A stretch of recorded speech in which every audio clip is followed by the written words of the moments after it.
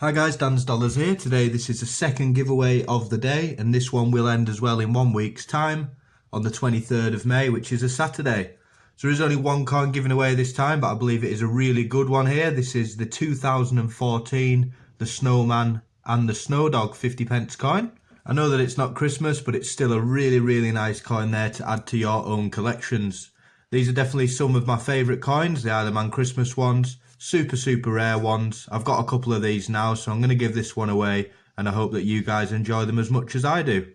So all you have to do is just comment in the comments section below, and one of you will get drawn at random in 1 week's time. Make sure you check out my other giveaway as well, the one that I've just uploaded. Make sure to enter that, and then you got 2 chances of winning both of these coins. Hope you enjoyed my videos, guys, and as always, big thanks to everyone that subscribed, and as always, thanks for watching.